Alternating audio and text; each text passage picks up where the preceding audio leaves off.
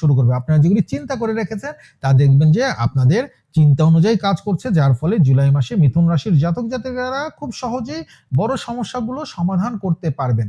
সেটা দেশে থাকুন বা বিদেশে থাকুন, আপনারা ঘরে বাইরে সমস্ত জায়গায় আপনাদের কঠিন সমস্যাগুলো সমাধান করার আপনারা খুব সহজে করতে পারবেন, যা আগে করতে পারেননি। পাশাপাশি আপনার কর্মের জন্য আপনাকে সবাই এ সময় অ্যাপ্রিসিয়েট করবে। অর্থাৎ 9 তারিখের পর থেকে এই 15 তারিখ জুলাই মাসের আপনি দেখবেন যে আপনার কাজের মূল্যায়ন করা হচ্ছে, আপনাকে অ্যাপ্রিসিয়েট করা হচ্ছে। এরপরে বন্ধুরা জুলাই মাসের 16 তারিখ থেকে 31 তারিখ, এই যে 15, 16, 17টা দিন, এই সময়ে আমি দেখতে পাচ্ছি পরিস্থিতি আরো উন্নত হবে। কারণ এ সময় সূর্য রাশি পরিবর্তন করবে, যার ফলে আর্থিক দিক মজবুত হবে, কমিউনিকেশনের বিষয়টা মজবুত হবে এবং আপনাদের সমৃদ্ধি বৃদ্ধি পাবে। পাশাপাশি কোনো একটি